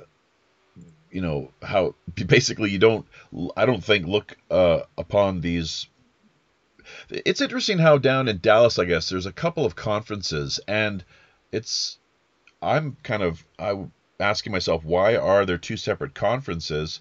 I guess as things turn out, the JFK investigation and research community is somewhat divided. Yeah. Well, yeah. And personally, people are going to vary from person to person what their opinion is of that. And my view of that is that it's basically divided into those who use evidence and those who do not. And I would say that the JFK Lancer Conference, the one that I've presented at and maybe will again in the future, is the one that uses evidence. Unfortunately, there's another conference led by Judith Very Baker, who your listeners might have heard of before, that relies on a lot of speculation and claims with no proof. And that's the big division in the, some people try to say it has to do with other things. To me, that's the big problem. We can't really some people are making progress, some people aren't, and some people are just trying to make a spectacle of what's going on and making grand claims that they can't prove. And over, myself and others, there's dozens of other people would like to go to my blog. I've written multiple articles, and I have citations of evidence that you can see the original evidence for yourself and see the problem with her entire story and that entire conference. Unfortunately, go ahead. Yeah, finish your thought. I was just going to say, unfortunately, some people value being seen more than they value actually proving what they're claiming. That's what I see as the big difference. And your blog can be found at www.tpack, that's TPAAK.com. And that stands, I believe, for Two Princes and a King. Yep. So quite extensive. How was my impression? Quite impressive. And you've done a lot of work. You're certainly committed to the cause. So you deserve a lot of credit. Thank you for that. Major credit. Beverly, Rob Clark, we had him on, as you know. I'm not sure. I guess you might consider him something of a friend. We had him on. In fact, you are welcome to join us this November. We try to every year have, because it's such a fascinating story, the JFK Roundtable. Once again, John Barber was he was the featured guest this past year. I believe Rob was 2 years ago. So perhaps, it's an open invitation, though, once again. Oh, thanks. Yeah, no, I'd love to come back. I'm not sure how things would proceed or unfold with you and Judith Very Baker. I would love to debate her if she'd ever, agree to have a long conversation with me. Now, here's the thing why I mentioned Rob Clark. Beverly Babushka Lady Oliver. Yes. I just, I've seen pictures of the Babushka Lady up close. I believe there are a few that you can see if you dig around online. And unless my memory is all hazy and mushy, as you earlier had alluded to, with some people not as clearly recollecting as they might think. But she looked kind of old, if you ask me. Like, I was thinking, this lady looks like my grandmother. She does not look like some young, attractive waitress. I totally agree. At all. I totally agree. So, and what's going on, man? I totally agree. And Oh, I was just going to say, you'll find her at that other conference I was talking about. Well, why do people do this? What's going on? Is it just a monetary incentive, or are they like partially a little unstable? And I'm not really naming any names other than Beverly Oliver here. Judith Very Baker, I will personally leave aside for the moment because, I mean, I don't want to. I think she has, her story deserves to be, and her voice, warrants hearing I have no problem with her wanting to tell her story. I have a problem with her proving her story. It's like people have tried to say, they've tried to say that I don't like her as a person. I don't know her as a person. And frankly, I don't care about her or anyone else as a person in this. I'm just trying to find answers. And if you can provide me evidence so that you can verify what you're saying, good. If you can't, I'm not interested. And that's the problem I have with her. And largely it applies to Beverly Oliver and a lot of the other people that go to her conference. And that's that they say all these things. Like Beverly Oliver, she says that what sort of sense does this make when you really come down and think about it? There's a young, pretty girl, and she's not just going to go to, dressed as herself. She's going to put on a dark wig. She's going to put on glasses. She's going to hunch over so she looks like a little old lady. And she's going to use, just the holes in her story remind me of Baker's story because, for instance, Beverly Oliver, she claimed to have a camera that later on was debunked. It showed that camera didn't exist in the year she was supposed to have had it. It wasn't actually created till later. She claims to have talked to, I believe it was Regis Kennedy in the FBI. Unfortunately, Kennedy was in New Orleans during the time that she claims to have talked to him in Dallas. He didn't come till later. And similarly, when you go to the other side with Judith Very Baker, one of the things I pointed out at Lancer last year was she claims that Dr. Edward Alden Oshner was the person who was in charge of all the stuff that she was supposedly doing for the CIA and the Castro plots. But there's no documentation whatsoever. And why would they have destroyed only the stuff to do with her and not destroyed all the Castro plots document? It doesn't make any sense. Well, you can't find anything on Oswald Harley either. They've done it's all. But with Oswald, there still is a substantial amount of information. Another thing is that I actually have a document that shows that Oshner, yes, he was a CIA contact, but he had nothing to do with the Castro plots, and he ceased personal contact in 1962. So that's before she says all this stuff happened. So the problem, and they have no reason to lie to themselves internally.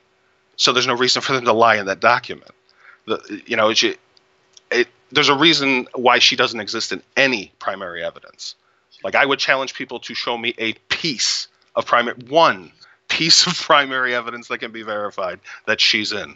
She was that has anything to do. She was a hotshot cancer researcher, a very bright young lady who was recruited and did end up moving to New Orleans for cancer research. Has that not been substantiated? No, there's no proof of that whatsoever. There was a news article of her winning an award, I believe, correct? Oh, yes. No, she won an award while she was in high school, but here's the problem. It takes roughly 10 years to get all the credentials necessary to become a cancer researcher. She never got them. She never attended college. She never went through the training. She basically is trying to claim that, I suppose, through osmosis, she somehow had this magical knowledge to do all these things that it takes everyone else 10 years to go to school for. That's a problem. She doesn't have any of the scientific credentials. She didn't have the lab necessary. She didn't have the funding necessary. She didn't have the training necessary. She's just claiming things.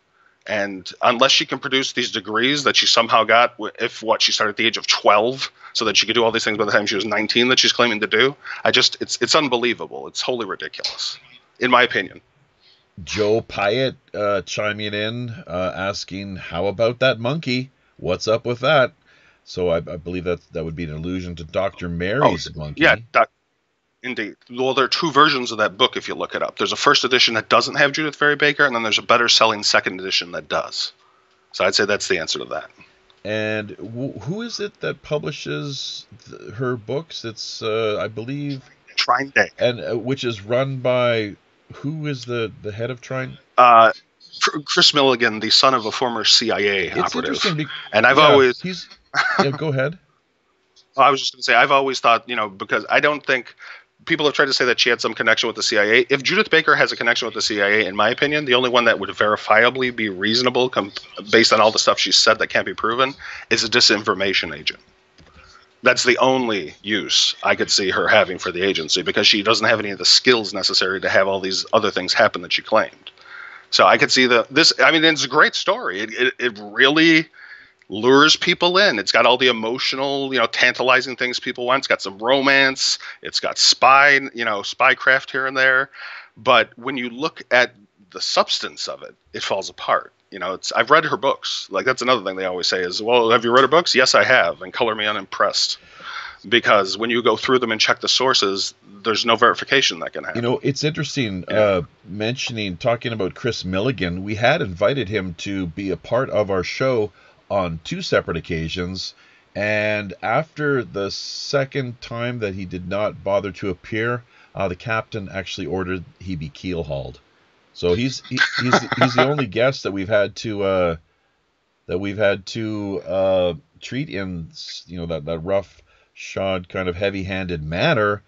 But I mean, hey, it's you snub the Robin Hood. Like, that's 2 separate occasions he was formally booked, and I guess the captain decided he could let the first time go, give him a bit of a pass, and it happened again, and then we never heard back from the guy. We totally got ghosted, if that makes any sense.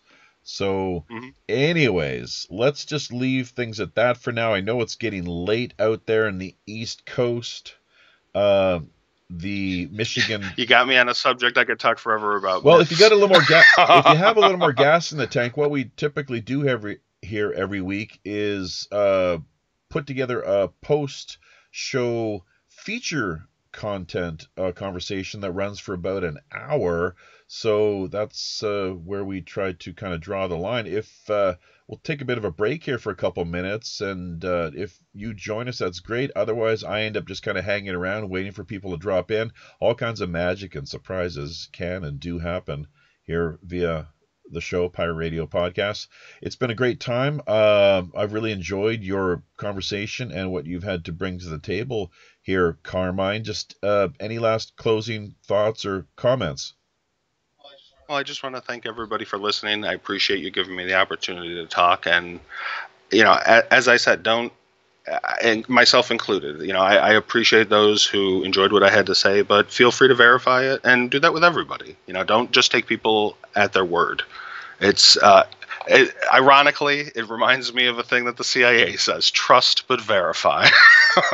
So that is something we should always do, especially when dealing with the CIA.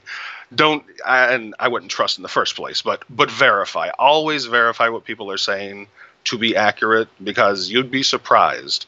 All manner of people, the tales they could tell, no matter how believable they might sound. I believe another motto from the CIA, something that they have that you can find as you enter into their, I guess it's Langley headquarters, is, how does it read now? Seek and ye shall find, I believe. No, is yeah. Seek and ye shall find. No, knock and ye shall receive. God damn it! It's one of those. And the truth. I think it is. The truth, you shall find. The truth shall set you free is what it is, actually, if I'm not mistaken. So there we go. So on that note, once again, thank you very much. We've got, of course, your blog mostly is what you've shared with us here as far as contact information. You are the author, of course, of Two Princes and a King, a concise review of 3 political assassinations. How can people get a hold or a copy of your book? Via Amazon or just directly? Yep. Yeah, you can find it on Amazon, CreateSpace, and most major stores. It can be ordered through if they don't carry copies. I know Walmart and Net Borders. I can't remember the other, because as you know, I'm sure the bookstores have closed down a lot around the U.S. Amazon is said to be actually Amazon's probably the best place to. Yeah. Oh, yeah. We've lost a lot of local bookstores, but it is at a few major stores, and you can get it on Amazon and CreateSpace. TPAC.com. That's the website people will want to check out. TPAAK. So thank you once again, Carmine. It's been a blast. Just stick around, and we will talk to you in just a moment or two as we queue up the outro. But on that note, until we meet again, on behalf of Captain Long John Sinclair and all the rest of the crew of the Robin Hood, that's a wrap for episode 94 of Pirate Radio Podcast. I'm your host, as always, the ship's Chief Communications Officer, Jaffe Ryder.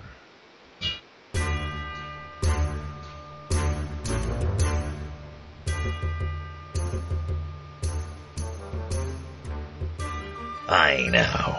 There we be. Having carefully looked over each of our navigation panel instruments, checking every level, switch, dial, cable, knob, and pulley, by all accounts and indications, we indeed see it's time once again to drop anchor inside Mystic Bay and draw an end to another week of Pirate Radio podcasts. Remember, if you're looking for a little more lively online action, keep in mind we've likely got yet another great free-flowing Rogues Gallery after show coming up for the next hour in either Skype, Google Hangouts, or Appear.in. Also, if you've in any way enjoyed or found yourself benefiting from the shows we've tirelessly produced over the past 2 years, you might want to drop by our Patreon tip jar page and lend a little support. Half of all network donations go directly to charity. Help to keep those numbers growing over on Patreon, and we'll be able to extend even more of a generous pirate hand. Looking forward now to the balance of 2018, we're still not quite yet booked. So if you yourself have a new, novel, intriguing, or otherwise underreported idea, unique individual, or pressing item in mind, be sure to either drop us a line directly over on WPRPN.com or fire us a quick email via pirateoneradio@gmail.com. We're always open to exploring fresh creative suggestions, intriguing guest ideas, cutting-edge discussion topics, and captivating themes. You can further embark on your own personal pirate journey by either liking, commenting on, subscribing to, or just following us via virtually any mainstream social media platform, including Twitter, Facebook, Google+, or Minds.com. So don't forget to become engaged. Until we meet again out on the high digital seas, I'm your host as always, the ship's Chief Communications Officer, Jaffe Ryder. Tally-ho.